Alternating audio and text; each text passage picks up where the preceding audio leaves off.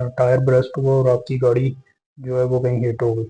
अब वो डैमेजेस जो हैं वो भी आप जो है वो उससे क्लेम कर सकते हैं। जो आपकी लिटिगेशन कॉस्ट है, केस वगैरह करने का जो एक्सपेंस है, वो भी आप वहाँ से क्लेम कर सकते हैं। जो चीज़ आपसे कमिट की गई है वो चीज़ आपको नहीं दी गई, आप वारंटी क्लेम करने के लिए जाते हैं और वो वारंटी क्लेम नहीं करते। बिस्मिल्लाहिर्रहमानिर्रहीम, अस्सलाम वालेकुम।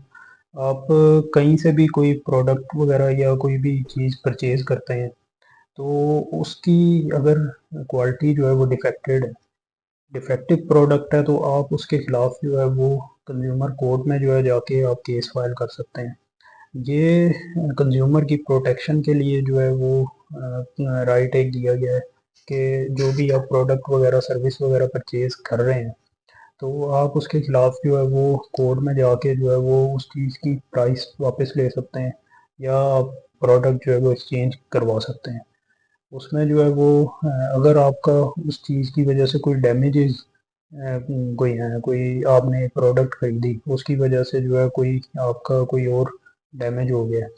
फ़र्ज़ करें आपने एक गाड़ी के टायर परचेज किए थे, लेकिन टायर जो है उसकी क्वालिटी हल्की थी, नाक़िस क्वालिटी थी उसकी। उसकी वजह से जो है वो टायर बर्स्ट हुआ और आपकी गाड़ी जो है वो कहीं हिट हो गई। अब वो डैमेजेस जो हैं वो भी आप जो है वो उससे क्लेम कर सकते हैं।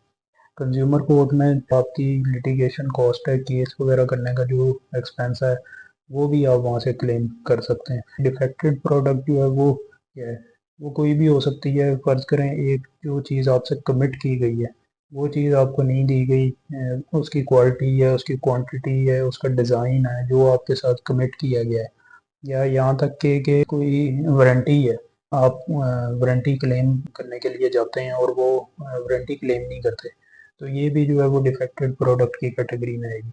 इसके अलावा जो है मैन्युफैक्चरर के ऊपर कुछ राइट्स होते हैं कि वो डिस्क्लोज़ करे कुछ ऐसी information, for example expiry date है या जो भी ऐसी चीज़ जो परचेज़र जो है वो प्रोडक्ट खरीदते हुए जो चीज़ें जानना चाहता है, जो देखना चाहता है। फॉर एग्ज़ाम्पल कुछ चीज़ों में उसके इंग्रेडिएंट्स देखना चाहता है, कुछ चीज़ें होती हैं उसमें जो है वो उसकी एक्सपायरी डेट जानना चाहता है।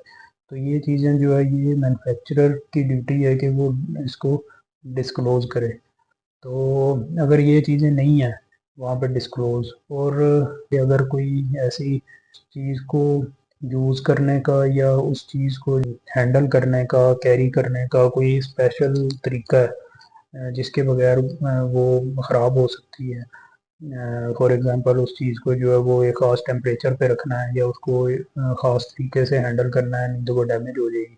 वो मैसेज उसके ऊपर अगर वो नहीं प्रिंट किया गया, साथ जो है वो नहीं बताया गया और आप उस तरीके से उसको हैंडल नहीं करते तो वो ख़राब हो जाती है। तो वो भी मैन्युफैक्चरर जो है उसकी मिस्टेक है क्योंकि उसने वो चीज़ इन्फॉर्मेशन आपको बताई नहीं थी। तो ये तमाम चीज़ें जो है ना ये डिफेक्टेड प्रोडक्ट की कैटेगरी में आती हैं। तो इसमें अब ये है कि जब आप कोर्ट में जाएँगे, कोर्ट ये देखेगी कि आपका डैमेज भी हुआ है या सिर्फ़ आपकी जो आपने प्रोडक्ट खरीदी थी उससे आप सैटिस्फाई नहीं हैं। अगर तो ये है कि आपका डैमेज भी हुआ है, फिर आपको डैमेज भी वहाँ से क्लेम कर सकते हैं आप को प्रूफ़ करना पड़ेगा। और अगर ये है कि कोई डैमेज नहीं हुआ तो आप उसकी जो प्रोडक्ट की कॉस्ट है, जो उसकी कंसीडरेशन आपने पे की है, वो जो है वो आप वहाँ से क्लेम कर सकते हैं। अक्सर हम प्रोडक्ट खरीदते हैं उसमें एक मैसेज लिखा होता है कि खरीदी हुई चीज़ वापस या तब्दील नहीं होगी, इस चीज़ की कोई गारंटी नहीं होगी। तो ये जो है ये इल्लीगल मैसेज होता है, एक इल्लीगल एक्शन है मैन्युफैक्चरर या सेलर की तरफ से। इस तरह का कुछ नहीं होता, बेशक उस चीज़ की वारंटी ना भी हो, वो वारंटी खुद क्लेम ना कर रहे हैं, लेकिन आपने जो प्रोडक्ट जिस चीज़ के आप पेमेंट कर रहे हैं, जो चीज़ मैन्युफैक्चरर ने क्लेम की है, जो चीज़ वो बता रहा है कि ये इस तरीके से वर्क करेगी, उस तरीके से नहीं करती, तो आपके पास ये इख्तियार हासिल है कि आप कंज्यूमर कोर्ट में जाके जो है वो उसकी या तो प्राइस वापस ले सकते हैं या ये है कि वो उसे कह सकते हैं कि ये मुझे एक्सचेंज करके दें प्रोडक्ट।